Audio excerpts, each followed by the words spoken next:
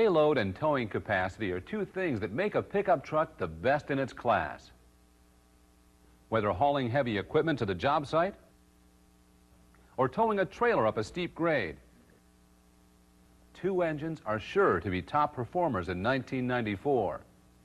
The new 8-liter V10 gas-fueled engine and the 5.9-liter Cummins diesel-fueled engine. These two engines are the workhorses of the new 1994 Dodge Ram pickup. In this program, we'll be talking about both of these engines. We'll cover the 8-liter V10 in detail. Then we'll talk about some of the changes to the 1994 Cummins diesel. Let's start with the V10.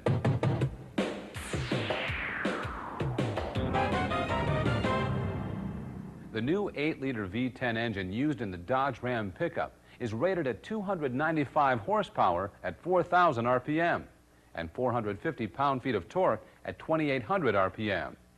It's only about 4 inches longer than the 5.9-liter V8, but it provides 35% more displacement.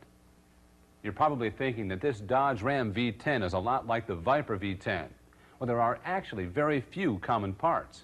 The Dodge Ram V10 starts with a deep skirt Y-block for strength, stiffness, and noise reduction.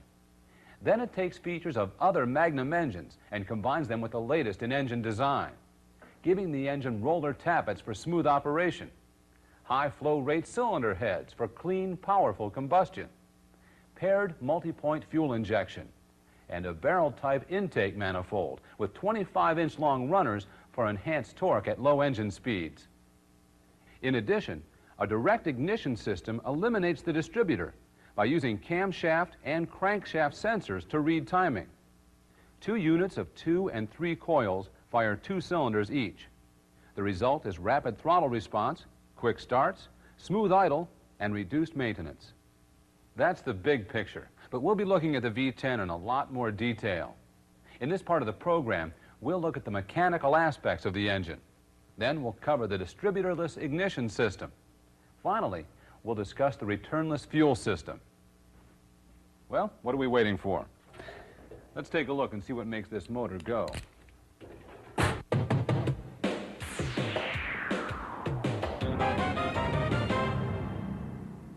To get a good look at the V10's components, we'll start at the top and work our way down. The engine-mounted air cleaner has a rectangular panel air filter element. The element includes an oil-wetted foam overlay to increase its dust-holding capacity. Accessories are driven by one poly V-belt with a torsional automatic tensioner. Belt routing is the same as the 5.9-liter V8 engine. The V10's intake manifold is a 2-piece design. The upper intake features 2 25-inch long primary runners that enhance low-speed torque for maximum towing capacity. The throttle body has 2 tapered bores, which create a low-pressure area for suction, providing more airflow for less throttle than conventional bores. The throttle position sensor and idle air control motor are also mounted here. The throttle body also contains 2 vacuum ports from the charcoal canister for vapor purge control. The map sensor, located on the upper manifold, monitors intake air for manifold absolute pressure and ambient barometric pressure to help in determining the amount of fuel supplied to the engine. Exhaust gases enter the intake airstream through the EGR valve, mounted on the lower intake manifold. 10 injectors are also mounted on the lower intake manifold, along with a charge temperature sensor. At the front of the intake manifold is the thermostat housing. Sensors located on the thermostat housing are the coolant sensor and temperature gauge sending unit. And while we're here, notice how the vacuum harness is neatly routed along the intake manifold. Let's take a look at intake airflow. The dual throttle body feeds the 2 primary runners that curve over the right cylinder head. The upper runner provides air to cylinders 2, 4, 6, 8, and 10.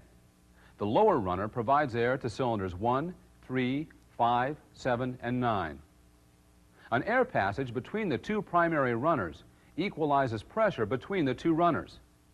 Another air passage at the base of the EGR valve distributes exhaust gas to all 10 cylinders. When the lower intake manifold is removed, you'll find 4 gaskets, 2 intake manifold to cylinder head gaskets, and front and rear intake manifold to block seals. The intake manifold to block seals are not interchangeable, although they look similar. The left cylinder head cover contains the crankcase vent tube, which draws fresh air from the air cleaner. The crankcase vent tube has no orifice. The right cylinder head cover contains the positive crankcase vent tube, which sends oil vapors to the intake manifold. The PCV tube has a 2.6 millimeter fixed orifice.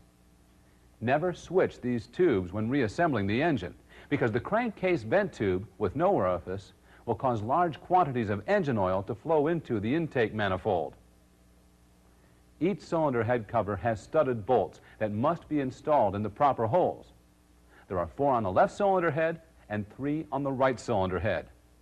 You'll need to know the location of these studded bolts when you complete your Gold Tool Award questions. Cylinder head covers are made of die-cast magnesium, which is lighter and reduces noise better than aluminum. The cylinder head cover gaskets are reusable, and the gaskets are the same for both right and left banks. Cast iron cylinder heads use a different oil return than the Magnum V8 engines.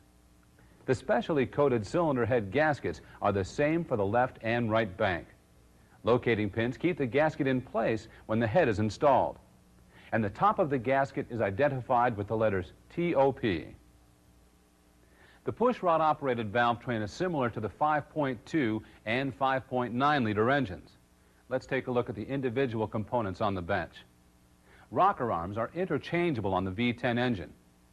The intake valve head diameter is now 1.92 inches, and the exhaust valve's head diameter is 1.49 inches.